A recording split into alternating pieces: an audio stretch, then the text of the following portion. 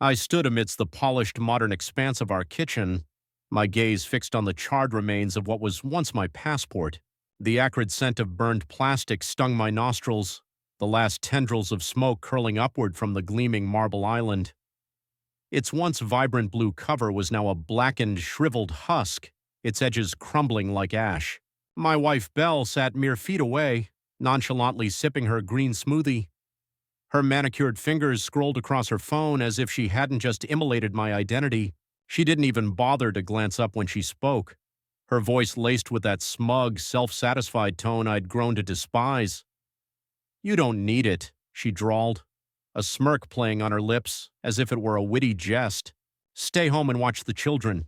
That's what poor husbands do. I'm going on vacation." Vacation, that's what she called it. Tomorrow she was flying to Santorini with her lover, Noah. She thought I didn't know.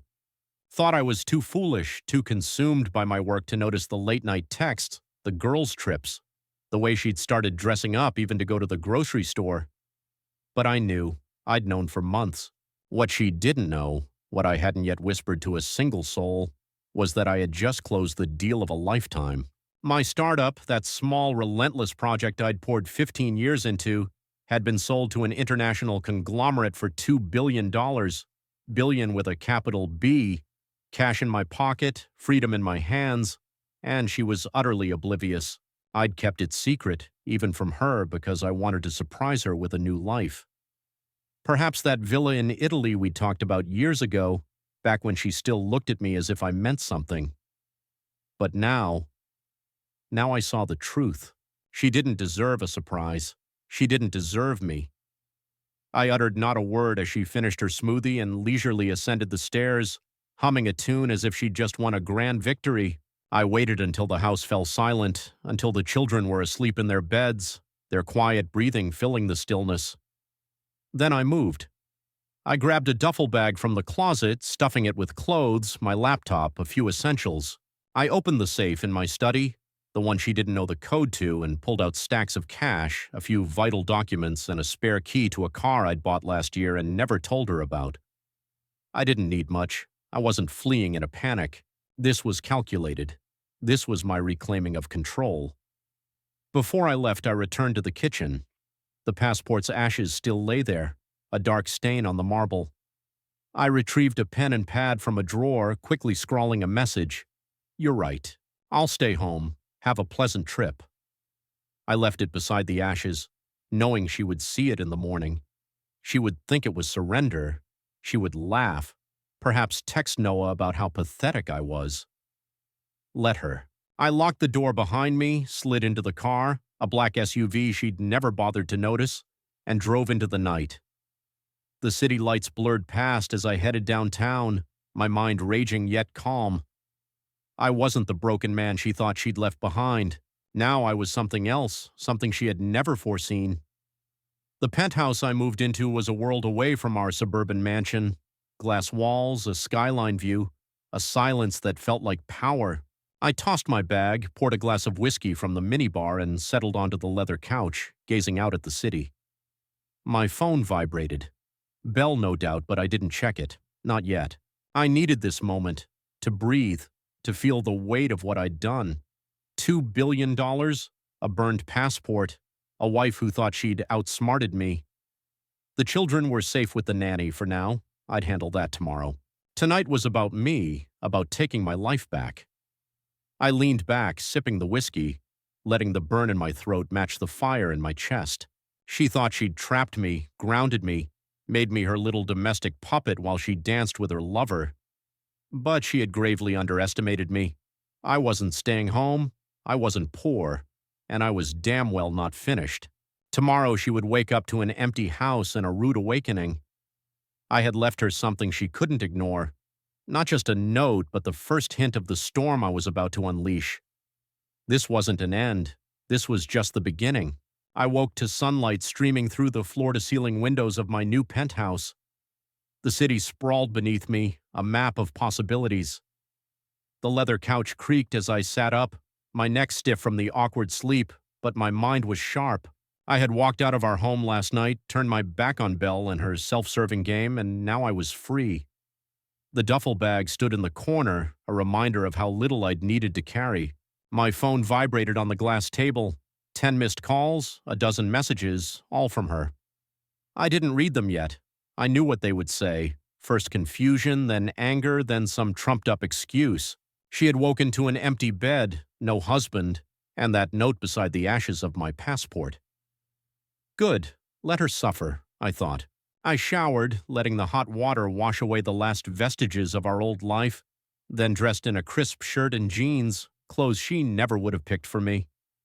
My first call was to Juno, my lawyer. She answered after the second ring, her voice calm and professional as always. "Early riser," she said. "Everything all right?" I told her everything. Belle burning my passport, her trip to Santorini with Noah, the way she'd taunted me like I was some impoverished loser. Then I dropped the bomb. I sold the startup, $2 billion, signed yesterday. There was a pause, then a low whistle. "Well, I'll be damned," Juno said. "Congratulations. And what do you want to do about her?" I smiled, gazing at the skyline. "Lock her out. Everything. Joint accounts, cards, access. I want it all frozen by noon." Next, I called Theo, my business partner and the only guy who'd stuck with me through the lean years. He'd been in the room when I signed the deal, grinning like a kid on Christmas. "You're a genius," he'd said then. And now, when I told him I'd walked out on Belle, he laughed. "About damn time. What's the plan?" I told him I needed to meet some people, start putting things in motion. He offered to handle the press if word of the sale leaked. "Keep my name out of it for now," I agreed. Discretion was my weapon. By mid-afternoon, Juno sent a message. "Done. Accounts frozen. She has nothing but what's in her handbag." I pictured Belle in Santorini, swiping her card for a cocktail, getting a polite decline from the waiter. She'd call me then, furious, demanding answers. I wouldn't pick up. I poured myself coffee from the machine, strong and black, and sat at the table, opening my laptop, planning my next move. The penthouse had been paid for in cash, $2 million up front, no mortgage, no trail leading back to me, not yet. I'd used a shell company Theo had set up years ago for tax purposes. Belle wouldn't find me here. She didn't even know I had the money to afford a place like this. To her, I was still the guy barely making ends meet, the poor husband she'd mocked. I needed allies, people who could help me turn this messy situation into something I controlled. My first stop was Isla, Noah's fiancée.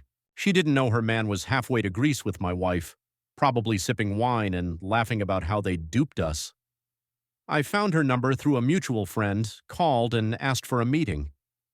"It's urgent," I said. She sounded wary but agreed. "Downtown coffee shop, an hour from now." I grabbed my keys and walked out. Isla waited at a corner table, her blonde hair pulled back, her face taut with stress. She didn't know me well, just as Belle's husband, the quiet guy who didn't say much at parties. I sat down, ordered a coffee, and got straight to the point. "Noah is cheating on you with Belle. They're in Santorini right now." Her eyes widened, then hardened. "You're lying," she said, but her voice wavered. I pulled out my phone, showed her the photos my private investigator had taken.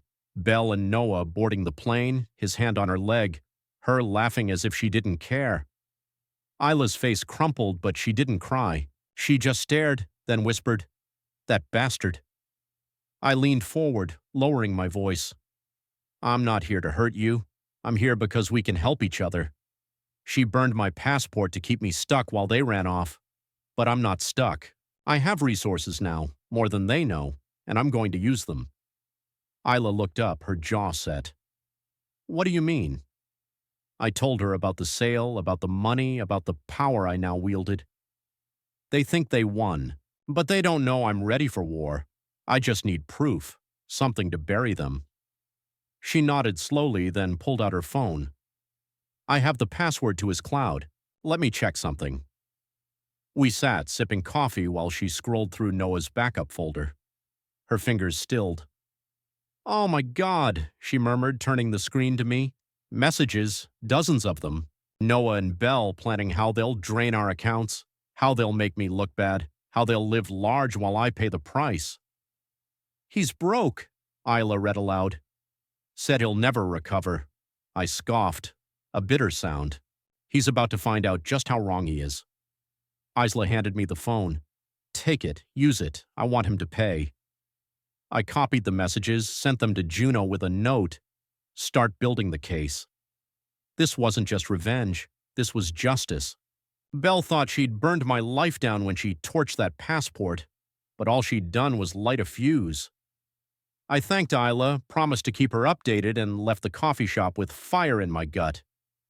The penthouse awaited, my new command center. I wasn't hiding anymore. I was hunting. I sat in the penthouse that night, the city lights twinkling outside like a million tiny eyes, watching as I pieced my life back together. Isla's texts from Noah's phone were open on my laptop, each message a dagger Belle and her lover had aimed at my back. I couldn't stop reading them, even though every word burned. He's clueless, Noah had written. Thinks he still has a shot at something big. Wait till we cash out. Belle's reply, he's too busy playing daddy. Won't even notice until everything's gone. They had planned this for months, siphoning money, setting me up to look like the loser while they ran off to live their fantasy. The joke was on them. I wasn't broke. I wasn't clueless. And I was damn well not finished. I called Juno again, pacing the hardwood floor, phone pressed to my ear. Did you get the messages? I asked when she picked up. Yes, she said, her voice even but sharp. It's a gold mine. I'm also pulling the home camera footage. Got it from the cloud backup. Sending it now.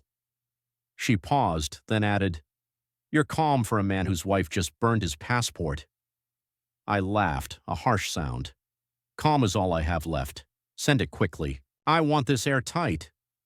Juno promised to have draft legal documents ready by morning, restraining orders, asset freezes, everything needed. I hung up and sank onto the couch, rubbing my temples. The penthouse was quiet, too quiet, but it gave me space to think. I wasn't just fighting for money or pride. This was about the children, about the life I'd built. Belle could burn my passport, but she wouldn't burn that. The footage arrived 10 minutes later, grainy security camera feeds I'd installed after Belle faked a robbery last year. She'd claimed someone tried to break into the back door, but I'd never believed it. Now, watching the clips, I understood why. There she was, late at night, sneaking Noah into the garage, laughing as they stumbled inside.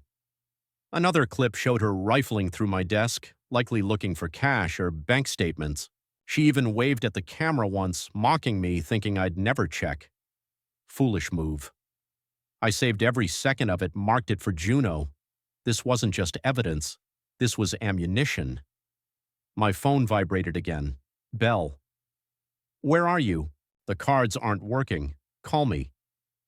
I smirked, picturing her stranded in Santorini, stomping around in those ridiculous heels, yelling at some poor hotel clerk.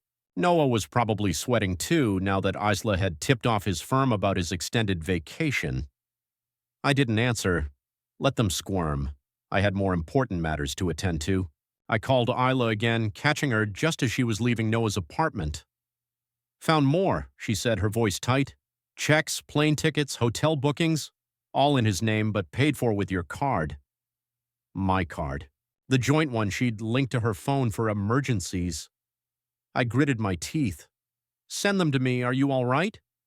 She sighed. No, but I will be. He's not getting away with this so easily. I liked her steel. She was collateral damage, like me, but she wasn't going to curl up and cry. She was fighting.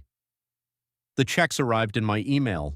Thousands spent on first-class flights, a suite at some lavish Greek resort, dinners I'd never eaten. Every expense was a slap in the face, but it was also a gift, proof.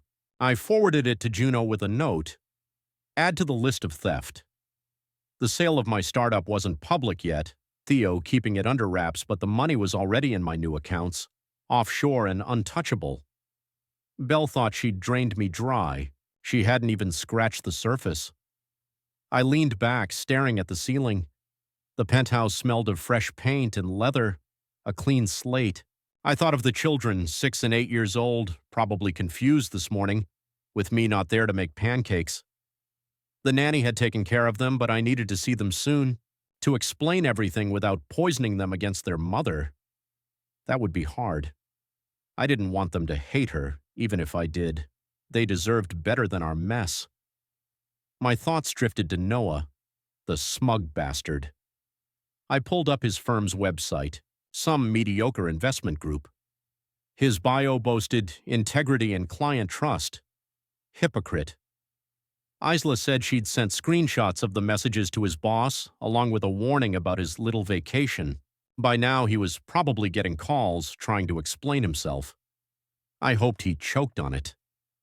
The footage kept playing on my laptop, frame after frame of Belle and Noah in my house, in my space, acting like they owned it.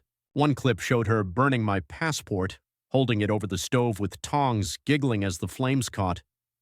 "Bon voyage, loser," she'd said, tossing it onto the counter. I froze the frame, saved it. This was Exhibit A, malice aforethought, clear as day. Juno would eat it up. I stood, stretched, and walked to the window. The city hummed below, oblivious to my war. I wasn't just gathering evidence to protect myself. I was building a case to bury them. Theft, fraud, maybe even destruction of property.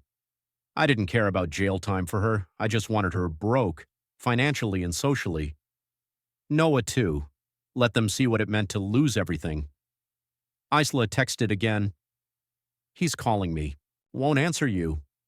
I typed back, "Radio silence. Hold strong." She sent a raised fist emoji. I liked her more with each passing minute. She wasn't just a victim. She was now a partner in this, whether she realized it or not. I sat back down, opening a blank document. The real plan was taking shape. Not just defense, but offense. I would expose them. Not with loud accusations, but with quiet, irrefutable facts. A journalist friend owed me a favor from an old tech story I'd helped her with. She'd love this suburban tale. Infidelity, money, sex, the whole soap opera. I drafted an email to her. "Got a big one. Off the record for now. Coffee tomorrow." She'd bite. I could already see the headline. The clock struck midnight, but I wasn't tired. The adrenaline kept me going. Every message, every clip, every check was a brick in the wall I was building. A wall they'd never climb over. Belle thought she'd burned me out of her life. She didn't know she just handed me the match. I sat at the desk in my penthouse, the laptop screen glowing with those damning messages and videos, but my thoughts weren't on them anymore. They drifted backward, far back, to the very beginning. 12 years ago, when Belle and I first met, I was just a cocky coder then, hunched over a beat-up laptop in a garage that smelled of motor oil and stale coffee. She walked in with a friend, all radiant smiles, wearing a sundress that caught the light. I'd been debugging code for 16 hours straight, hair a mess, shirt wrinkled, but she didn't care. "You look like you're building the future," she'd said, leaning against a workbench. I'd laughed, shy and awkward, and told her it was just a silly app idea. She stayed anyway, asking questions, listening as if she truly cared. That was the Belle I fell for, the one who saw something in me when I was a nobody. Now, looking out at the city lights, I wondered where that girl had gone. Back then, I was fueled by ambition, working late into the night, living on ramen and hope. She'd loved it at first, called me her dreamer, said she'd be there when I made it big. We married 2 years later, a small ceremony in her parents' backyard, me in a borrowed suit, her beaming in white. I promised her the world, and I meant it. But as my startup grew, so did her expectations. The app turned into a platform, the platform into a company, and suddenly I wasn't just a dreamer, I was a machine she wanted to fine-tune. She started picking out my clothes, saying my old jeans were now an embarrassment when I had investors to impress.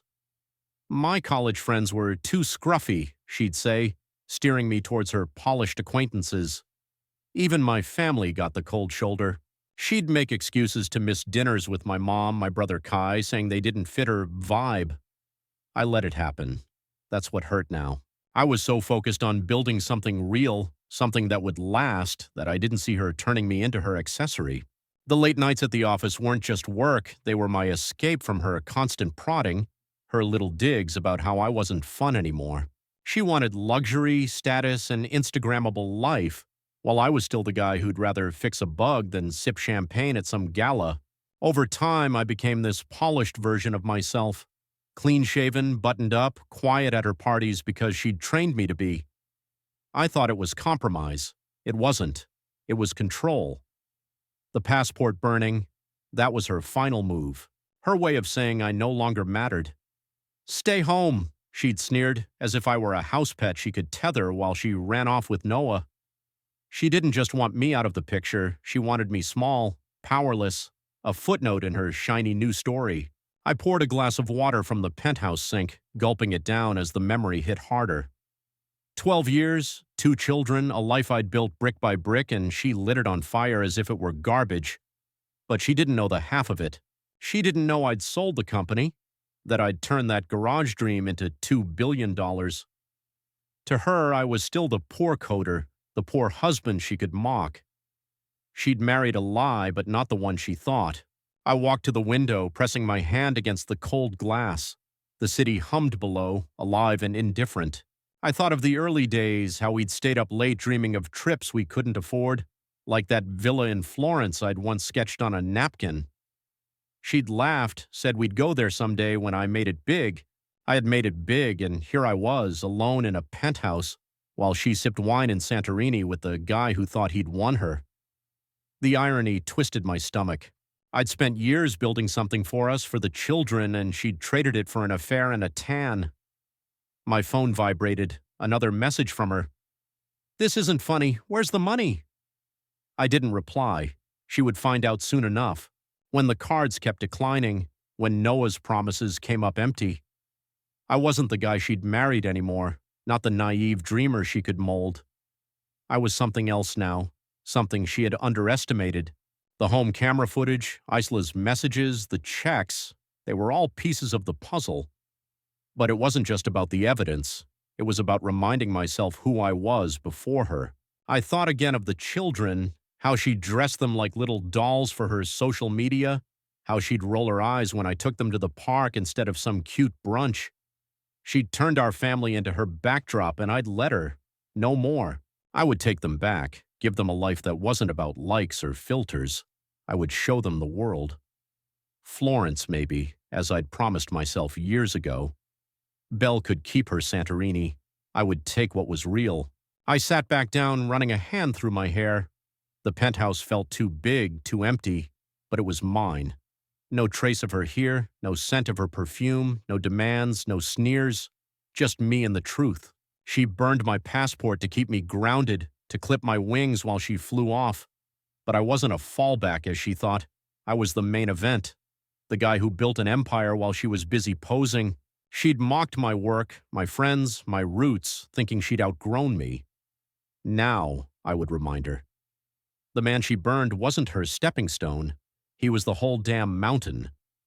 I closed my laptop, the screen going dark. Tomorrow I'd meet Juno, start laying the groundwork to unravel this mess. But tonight I just sat, letting the past settle around me like dust. 12 years with a woman who never truly knew me. 12 years of bending, shrinking, trying to fit her mold. It was over. The lie she married was dead. The real me was just beginning. I woke to the quiet hum of the penthouse air conditioning, the city still slumbering beyond my windows. My phone was silent this morning, no buzzing, no messages from Belle, just a stillness that felt like victory. I'd gone ghost last night, turned off notifications, letting her stew in the mess she'd made. By now she was in Santorini, probably waking up to declined cards and a man who couldn't pay the bill. I pictured her stamping her foot, tossing her hair, demanding answers from a hotel clerk who didn't care. Good. Let her feel it. I swung out of bed, bare feet hitting the cool hardwood, and brewed coffee, strong, black, no frills. The penthouse smelled of freedom, and I was ready to embrace it. First order of business, I called Juno. "Status?" I asked, sipping from my mug. She wasted no words. "Joint accounts locked, cards canceled. She only has the cash she took with her, and that's it. Offshore trust set up. Your $2 billion is secure. She won't be able to touch it." I nodded, though she couldn't see me. The house? Juno's voice sharpened. Deeded to your name, transferred to an LLC. She has no claim unless she contests it in court, and with what money? I smirked. The mansion, our big, shiny suburban cage, was mine in every sense. Belle could knock all she wanted, but she wouldn't get in. I had disappeared, and it felt good. No calls, no explanations, just me, pulling strings she didn't even know existed. I checked my new banking app.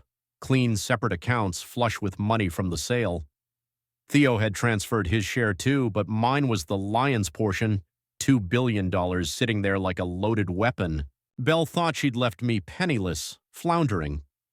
She didn't know I'd been planning for years, quiet moves, shell companies, trusts she'd never tracked. I wasn't the fool she thought I was. Next, I texted Isla, "How are things?" She replied quickly, "Noah's going crazy. His firm is hounding him. I'm okay, thank you." I liked her more each day. She'd been hit too, but she wasn't broken. She'd sent his boss the messages, the checks, everything, and now Noah was feeling the heat. His cozy job was probably on the line. Cheating on your fiancé with a married woman didn't look great on her resume. I typed back, "Hang in there. She'll be home soon." Isla sent a fist bump emoji. We were a team now, whether she realized it or not. I paced the penthouse with coffee in hand, plotting my next move.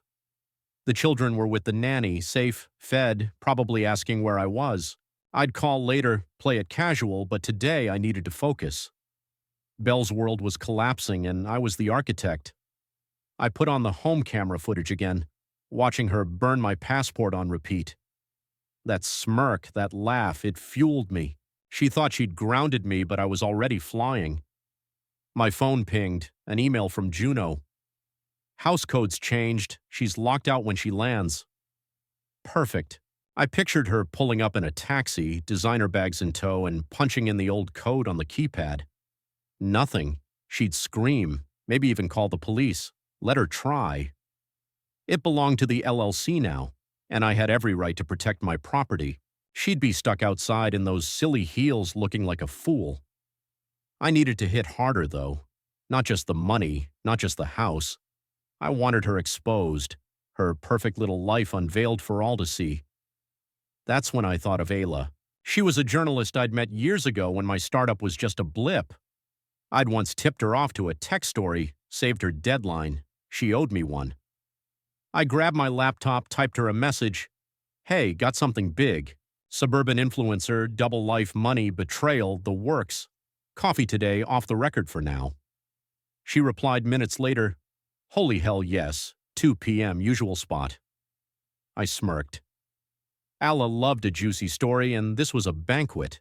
I spent the morning digging deeper, cross-referencing the scent checks, matching them to camera footage. Every move Belle and Noah made was careless, traceable. They used my card for everything, flights, hotels, even a damn couple's massage. I saved it all, building a thicker file. Juno would use it for the legal side, but Alla would turn it into a story that would shatter Belle's precious image. All those followers, those brand deals, she'd lose them overnight. By noon, I was restless. I grabbed my keys, headed to the coffee shop early. The place was quiet, just a few people tapping away on laptops. I took a corner table, ordered a black coffee, and waited. Alla arrived right on time, her dark hair pulled back, her notepad already out. "You look different," she said, sliding into the seat across from me. "Good different," I shrugged. "New chapter. Are you ready for this?" She leaned in, eyes shining. Spill. I kept it vague, no names yet, just the bare bones. Suburban wife, affair, husband she thought she ruined. "She burned my passport to keep me home while she ran off with him," I said. "Thinks I'm broke." "I'm not." Her pen flew across the page. "Here's the kicker." I leaned back, sipping my coffee.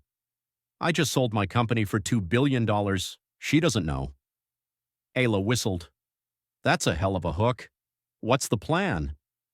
I told her I wanted a story. Not about me, not yet, but about the quiet financial abuse, the fake lives people like Belle lived.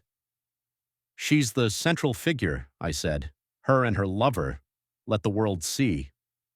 Allah nodded, making notes. I can run it anonymously for now. Sources say, kind of style. When you're ready, we go with names. I agreed.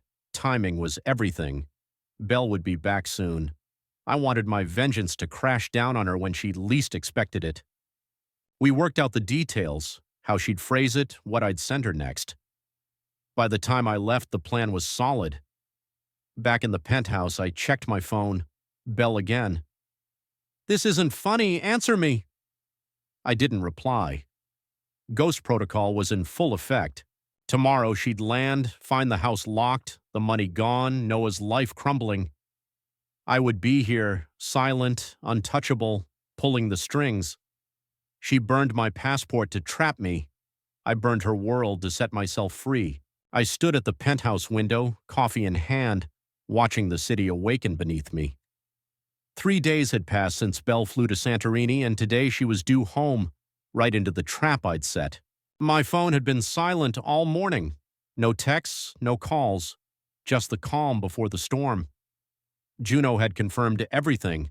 House codes changed, accounts frozen, LLC registered.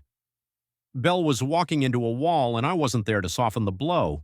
I felt no guilt. Not after the passport, not after those messages, not after watching her laughing with Noah in those feeds. She'd made her bed, now she could lie in it. I checked the flight schedule on my laptop. Her plane was due to land at noon.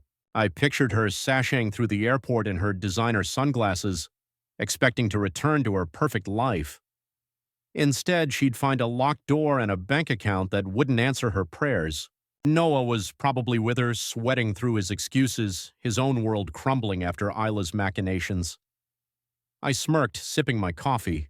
They deserved each other, two liars floundering in the wreckage. I wasn't at the house, of course. I was watching the cameras remotely, the app open on my phone. The nanny had taken the children to her place last night, per my instructions.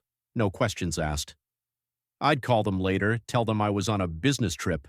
Simple. They didn't need to see this part. The morning's feed showed an empty driveway, the mansion standing like a ghost town. I waited, knowing she'd appear soon, knowing the cameras would capture everything.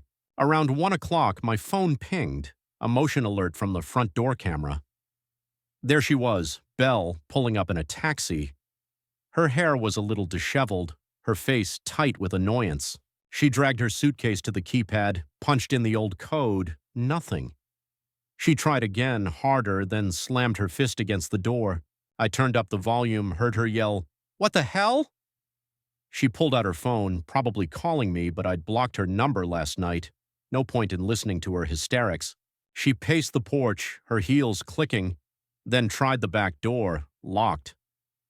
She kicked at it, swore loud enough for the microphone to pick up, and sank onto the steps, burying her face in her hands. I leaned back on the couch, watching her unravel. She looked diminished there, less the queen she played online and more a child who'd lost her favorite toy. Her suitcase sat beside her, a garish pink monstrosity overflowing with clothes she could no longer afford.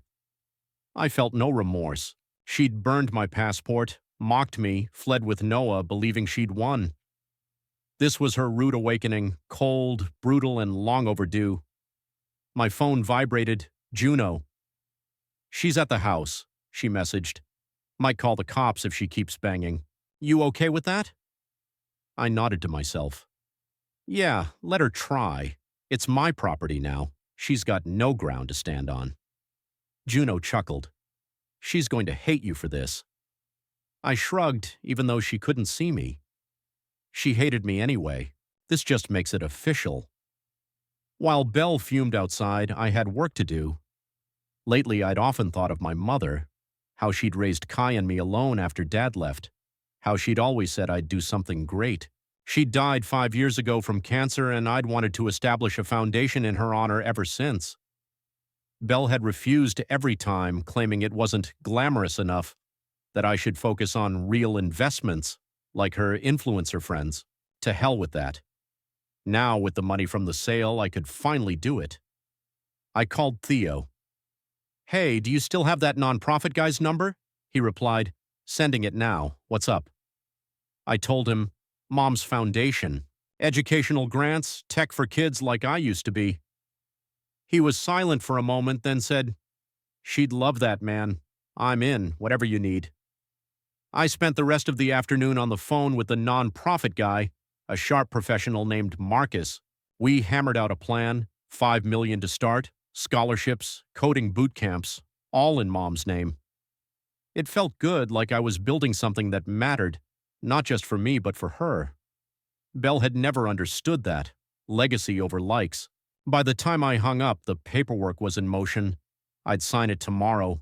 The storm gathers. I woke to the relentless drumming of rain against the penthouse windows, a steady beat that echoed the rhythm of my thoughts. It had been 4 days since Belle's world began to crumble, and I could feel a shift in the air, as if the storm outside was washing away her last illusions.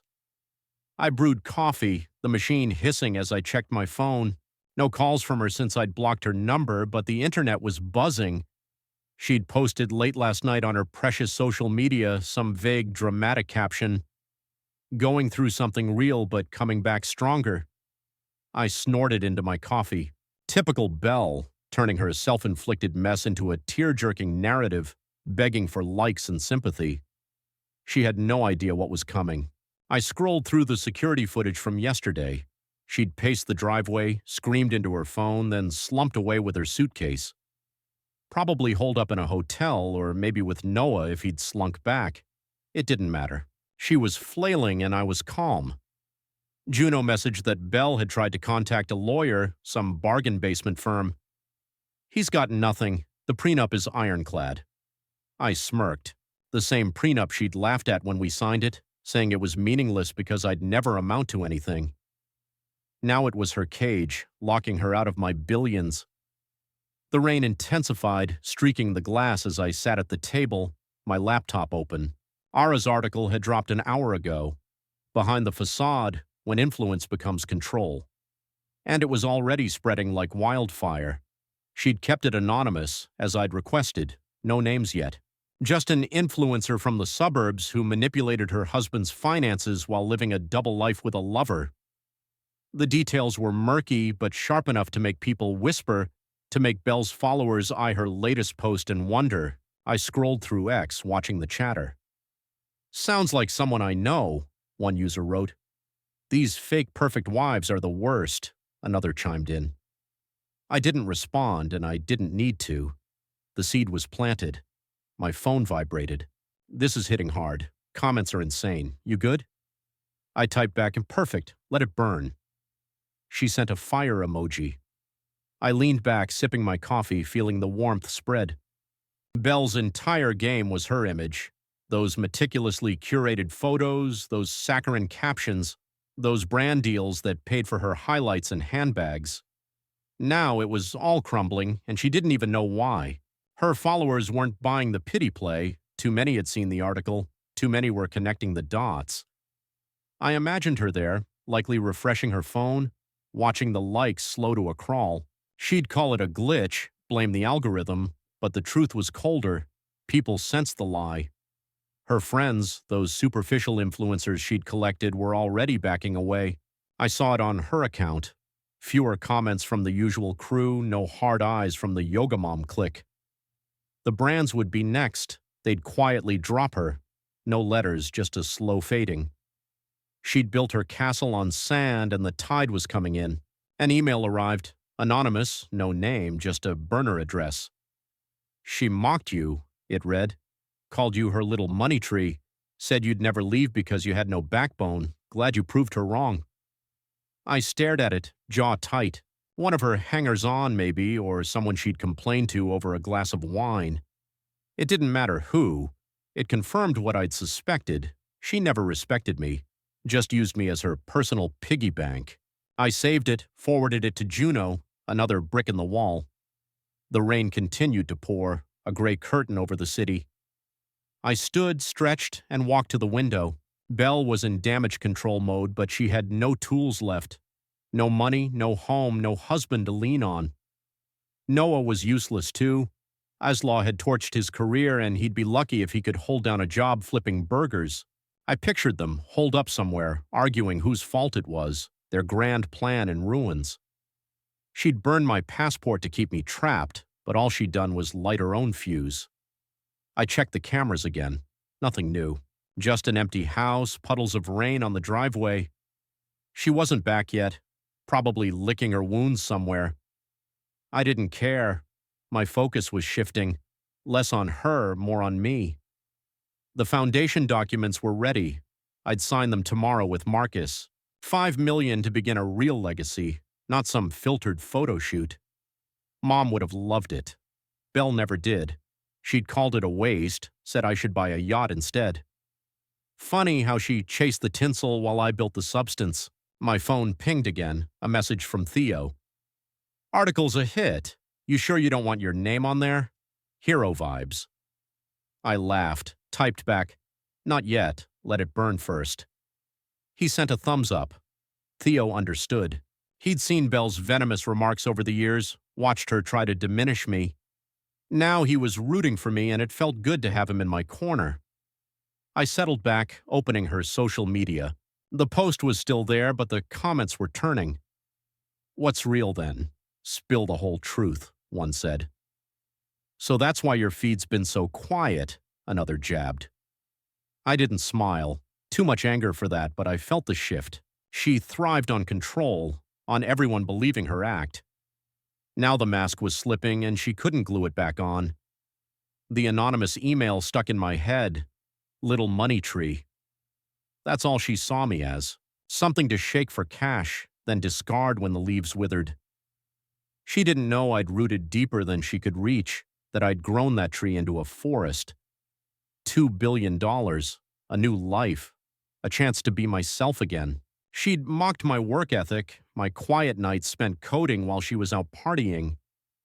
Now that work had destroyed her entire game. I poured a whiskey, the rain a steady drum against the window. The article was just the beginning. Ara had more in reserve for when I gave the word. Belle's burn notice was in effect, and the fire was spreading. She'd wake tomorrow to fewer followers, colder friends, a life she couldn't talk her way out of. I didn't gloat, not yet. This wasn't about joy, it was about justice. She'd tried to burn me out of her story. Now I was writing the ending, and she couldn't control it. The final round. I stood in the penthouse kitchen, morning light finally cutting through the dissipated rain clouds. The coffee maker gurgled as I waited, my thoughts on the impending meeting. Belle had messaged last night, not from her number, likely a friend's phone since I'd blocked her. We need to talk. Public place, please. I'd stared at it for 10 minutes before replying, fine, noon, diner on 5th. I didn't want to see her, didn't want to hear her voice, but I needed to look her in the eye one last time to see if she'd squirm or lie or finally break. The diner was neutral ground, crowded enough that she couldn't stage a scene. I'd listen, then I'd walk away for good. The clock struck 11:30 and I grabbed my jacket, a simple black one, not one she'd picked out. The ride was short, the city humming around me as I pulled into the diner's parking lot. She was already there, sitting in a booth by the window, her hair pulled back, face stripped of its usual makeup. She looked tired, diminished somehow, as if the fight had drained her. I slid into the seat opposite her, keeping my expression neutral. A waitress came over and I ordered a black coffee, no sugar. Belle fidgeted with her water glass, her nails bitten, unpolished. That was new. You're cruel, she began, her voice slow but sharp. Locking me out, freezing everything. It's too much. You've made your point. I leaned back, sipping my coffee, letting her words hang in the air. She expected me to interject, to apologize, to fix it. I didn't. No, I said, finally setting down the mug. This isn't revenge. This is liberation. I'm not punishing you, Belle. I'm removing you from the center of my story. Her eyes narrowed, then widened, as if she couldn't decide if I was serious. Your story, she spat. What about ours? The kids? The house? You burned it. I burned it, I cut in, my voice even. The moment you burned my passport and ran off with Noah, you don't get to play the aggrieved wife now. She flinched, her hands tightening on the glass. It wasn't like that, she said, but her tone was weak, rehearsed. I just needed a break. You were always working, always gone. I laughed, a short, bitter sound that stopped her cold. A break? You planned this for months, stole from me, mocked me. Don't lie to my face. She squirmed, her eyes darting to the table, then back to me. Okay, fine, I messed up, but you can't just erase me. We have history. History. 12 years of me bending, building while she posed and prayed.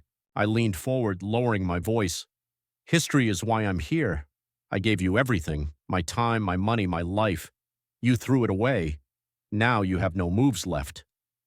Her lips parted, then closed. She tried a new tactic, softening her voice, tilting her head like she used to when she wanted something. We can fix this, for the kids. I'll come home. We'll work it all out, Al. No, I said, sharper this time. You don't understand. There's no coming home. It's all mine. The house, the money, the life I built. You're not part of it anymore. Her face hardened, the mask slipping. You think you're a big shot now? You'll crumble without me. You always needed me to… I raised a hand, stopping her cold. Needed me to what? Dress me? Tell me who to be? I'm done with that, and you're done with me. Then she tried threats, her voice rising. I'll fight this. Lawyers, courts. I'll take half. I pulled the prenup from my jacket and laid it on the table. She'd signed it years ago, laughing, thinking it was a joke. Read it, I said. You get nothing, not one red cent. Her eyes scanned the page, her breath hitching. This can't be… There's no way. I stood, tossing a few bills down for the coffee. Turns out poor husbands do pretty well when they play the long game. Goodbye, Belle. I walked out, her gaze burning into my back, but I didn't turn around. The air outside was fresh, the city alive around me. She'd tried everything, guilt, charm, threats, and nothing had worked. I got in the car, let out a long breath. That was it. The last thread severed. She was no longer my wife, in any sense of the word. The diner disappeared in my rearview mirror as I drove back to the penthouse, the weight lifting from my chest. Back home, I poured a whiskey, the afternoon sun streaming through the windows. The prenup was my shield, but the real victory was walking away. She thought she could manipulate me one last time, pull me back into her orbit. She didn't know I'd outgrown her, outplayed her. My phone vibrated. The articles were still trending. Drop the names, I typed back. Soon, let it all burn. Belle's meltdown at the diner would have been gold for the story, but I didn't need it. The anonymous version was enough for now. I thought of her, sitting there, grasping at straws. She'd called me cruel, but the cruelty would have been dragging this out, playing her game. I ended it clean. The kids were next. I'd see them tomorrow, take them for ice cream, start rebuilding what she'd broken. They didn't need her drama, just my presence. I'd handle the custody with Juno. It would go smoothly. The whiskey burned going down, a good burn. I wasn't the man she married, the quiet programmer she could mold. I was myself again, raw and real, with $2 billion and a life she couldn't touch.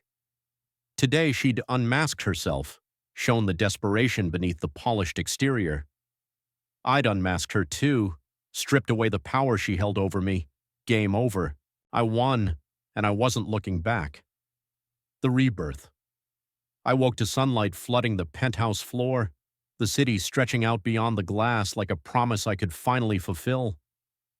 Belle was gone, not just from the house, but from my head. Her voice after yesterday's diner showdown was fading. I'd cut the last cord, left her grasping at air, and now the day was mine. Coffee brewed in the kitchen, its rich aroma filling the space as I pulled on a plain t-shirt and jeans. Clothes I liked, not ones she approved. My phone vibrated. Marcus, the nonprofit guy. Doc's ready. Meeting at 10. I typed back. See you there. Today was about building, not burning. I drove to his downtown office, the streets busy with morning traffic. The foundation was a reality now. Mom's name on it, $5 million to start, a chance to give kids like I used to be a shot at something great. Marcus greeted me with a handshake, his desk covered in paperwork. "This is big," he said, pushing the documents across. "Scholarships, coding camps, mentorship, starting next quarter." I signed, my pen scratching across the page, feeling her near, the mother who'd worked 2 jobs to buy me that first bulky computer. Belle had called it a waste. She was wrong. This was legacy. Back in the car, I called the nanny. "Bring the kids to the park at noon," I said. "I'll meet you there." She agreed, no questions asked. I hadn't seen them since I'd left in a hurry. My son's laughing smile, my daughter's quiet questions. I'd been easy on the phone, said I was working, but they deserved more. The park was neutral, an open space to begin a new life. On the way, I stopped for ice cream, chocolate for him, strawberry for her, guessing their favorites as if I'd never left. They ran to me when I arrived, small arms wrapping around my legs. "Daddy!" my son yelled, his face already smeared with dirt. My daughter hugged me quieter, her eyes searching mine. "Where were you?" she asked. I knelt, handing them their cones. "Work stuff, kiddo, but I'm here now. How are things?" They chattered. School, Nanny's pancakes, a lizard they saw. I listened, really listened. No phone in my hand, no Belle complaining in the background. We sat on a bench, the sun warm, and I told them we were going on a trip soon. "Where?" my son asked, ice cream dripping. "Florence," I said. "Italy, beautiful buildings, good food." They smiled, not understanding it was my dream too, the one Belle had scoffed at. The nanny watched from a distance, giving us space. I'd sort out custody later, Juno was on it, but for now this was enough. They didn't ask about their mother, and I didn't bring her up. She'd call them eventually, tell her story, but I wouldn't poison them against her. They'd see the truth eventually. We played tag, me chasing them across the grass, laughing like I hadn't in years. My lungs burned, but it felt good, alive, free. Later, I dropped them back at the nanny's and drove to the university. I'd lectured there before when the startup was small. The dean had emailed last week asking me to come again. I walked into the lecture hall, kids in hoodies looking up, some half asleep. "I'm not here to bore you," I began, leaning against the podium. "I'm here to tell you what I wish I'd known." I talked about code, about tenacity, about building something from a garage. They perked up when I mentioned the sale. 2 billion, a number that made their eyes widen. "Money's good," I said, "but it's what you do with it that matters." I told them about the foundation, saw some heads nod. One kid asked, "What's the catch?" I smirked. "No catch, just work hard and don't let anyone tell you you're nothing." On the drive back, I called Kai, my brother. We'd drifted apart, mostly Belle's fault, saying he was too rough for her circle. "Hey, man," I said when he picked up. "Long time no talk." He laughed, a deep, warm sound. "You bet. You good?" Heard all sorts of crap about Belle. I gave him the short version, no drama. "Damn," he said. "You're a badass now. Trip soon? You, me, the kids?" I smiled. "Florence, you in?" He yelled, "Hell yeah." Next was Silas, my best friend from college. Belle hated him, called him a slacker because he didn't dress the part. "Yo," he answered, his voice sleepy. "You alive?" I laughed. "More than ever, Florence, me, Kai, Silas, you." He groaned, then chuckled. "You sold me. I'm there." We were rebuilding. Me, Kai, Silas, the kids. No filters, no faking it. Back in the penthouse, I sat at my desk, opening my laptop.